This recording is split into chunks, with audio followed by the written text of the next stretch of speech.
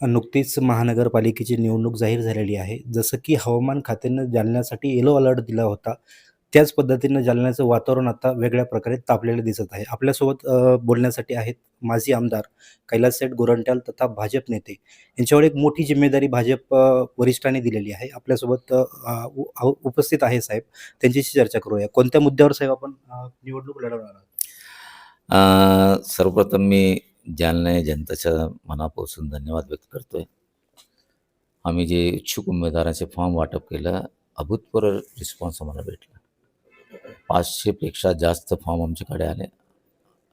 लोक घेऊन गेले आणि 3.5 पेक्षा जास्त लोकांनी जमा केले. राहील विकासाच्या मुद्द्यावर आम्ही टोटल महानगरपालिकेचं इलेक्शन लढणार आहे. सेंट्रलमध्ये आदरणीय नरेंद्रजी मोदी आहे, स्टेटमध्ये देवेंद्र फडणवीस आहे आणि हे दोघंच्या आशीर्वादाने जालना महानगरपालिका आल्यानंतर जालन्याच्या विकासाचं काम करणार आहे. पाण्याचा प्रश्न जे आता 8 दिवसावर गेला त्याला 1 दिवसावर आणणार आहे. त्याच्यानंतर जे आपला STPचं काम सुरू झाला. पहिला टप्पा सिवेज ट्रीटमेंट प्लांट म्हणून आहे. त्याचा सेकंड टप्पा असा असतो की अंडरग्राऊंड ड्रेनेज. त्यासाठी 2000 कोटीची मागणी आम्ही करणार आहे की जालना शहराला संपूर्ण अंडरग्राऊंड ड्रेनेज करायचं. पण त्याच्यासोबत पाणी पण पाहिजे आम्हाला. म्हणून आम्ही काय केलं, सध्या 16 MLD पाणी ते 60 MLD कसा करता येईल त्याची व्यवस्था केलेली आहे. मी आमदार असताना जे वॉटर ट्रीटमेंट प्लांट आपला अंबडला आहे ते 15 MLDच होता, 35 MLD माझ्या वेळी झालेला आहे. आणि घाणेवाडीपासून जे फिल्टर बेट नवीन जालन्याला पाणी ते जुनं होतं, त्याचा नवीन पाईपलाईनचं काम सुरुवात झालेली आहे. हे दोन्ही काम माझ्या वेळेत झालं. आणि इलेक्ट्रिसिटी वाचवा, कारण आपल्याला वर्षाला 12-14 कोटी इलेक्ट्रिसिटीला जातात. त्यासाठी 16 मेगावॉटचा प्रकल्प माझ्यामुळं मंजूर झालेला. मी आमदार असताना ते करून आलेलं आहे. ते एक काम केलेलं.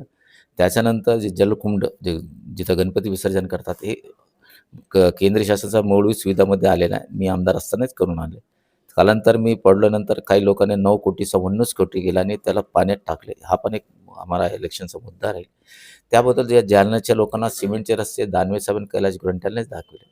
आणि जे बाकी प्रश्न आहेत त्यात नगर परिषदेची शाळा आहे अत्यंत वाईट अवस्थेत, पण एक सेमी शाळा आमच्या वेळी सुरू झालेला आहे.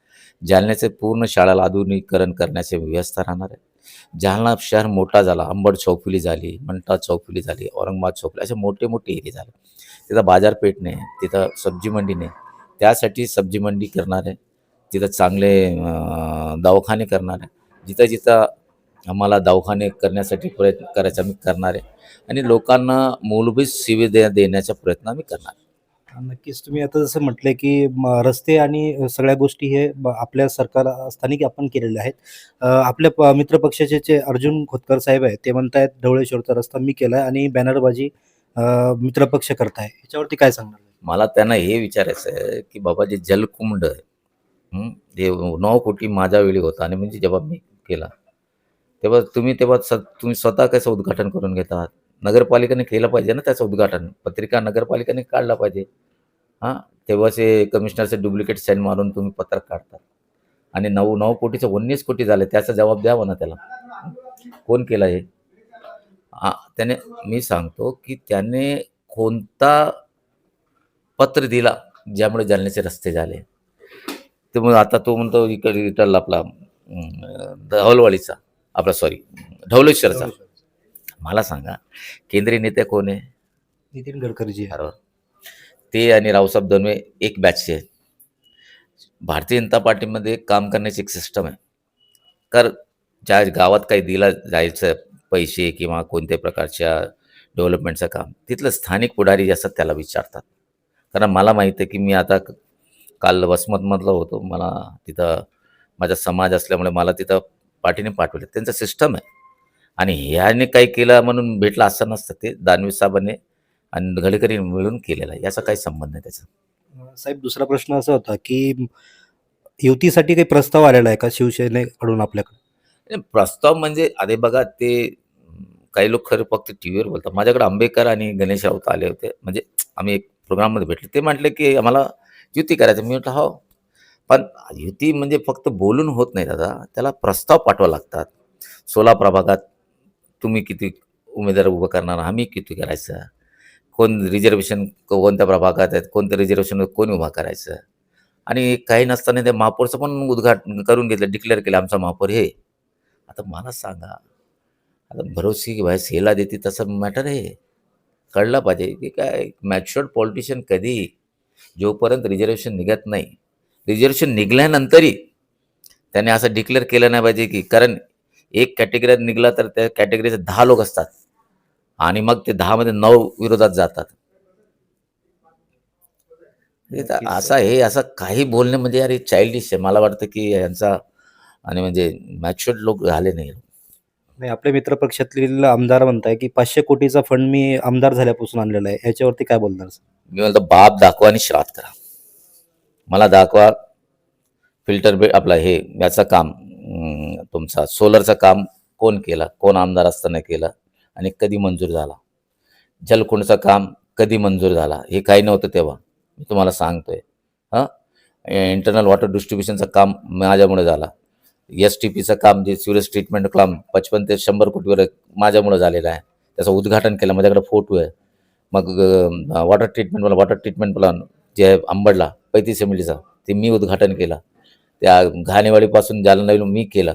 जालन्याचे तमाम रस्ते उद्घाटन मी केलं. हे कुठं होतं? त्याने एक रस्त्याचं उद्घाटन केलं.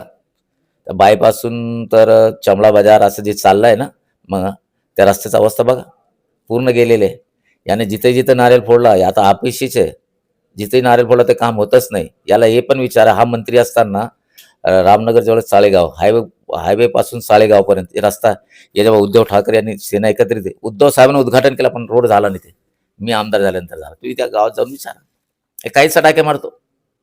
तुम्ही त्या सामनगावचा एक पूल आहे, 100 नारळ फोडला, मी आमदार झाल्यानंतर केलं. ते कळवंचीचा पूल मीच केला. शहराचं पूर्ण काम मी केलं. याने काय केलं? एक परवा म्हटलं अटल अमृत योजना आतापर्यंत मला भेटली. त्या बाबाला हे पण माहीत नाही, त्या अटलवन ते जिथं राहतो भाग्यनगरचं मागे, तिथं मोती बाग आहे, त्याच्या मागे ते केवढा मोठा सुंदर वन झाला, त्याला अटल अमृत म्हणतात. त्याला हे पण माहीत नाही अटल अमृत काय आहे. काय ते दुर्दैव या गावाचं. साहेब, येणारी निवडणूक आपण सोबळावर लढणार का युतीमध्येच लढणार? वरिष्ठ लोकांनी जर आम्हाला आदेश दिला आणि सीट शेअरिंगमध्ये आम्हाला सन्मानजनक भेटला तर आम्ही युती करणार. माझा एक शेवटचा प्रश्न होता की जालन्यातील कार्यकर्त्याचा उत्साह कसा आहे आपल्या बाबतीत? बघा, तुम्ही 20 आणि 21ला आमची इंटरव्ह्यू आहे. आपण या बघा उत्साह कसा आहे. नक्कीच. आपल्यासोबत होते माजी आमदार कैलास सेठ गोरंट्याल तथा भाजप नेते. प्रबंधभूमी महाराष्ट्र न्यूजसाठी प्रतिनिधी सुनील भारती, जालना. ताज्या व महत्त्वाच्या बातम्या बघण्यासाठी प्ले स्टोअरवर जा, प्रबंधभूमी ॲप डाउनलोड करा व या धावपळीच्या जीवनात अपडेट राहा.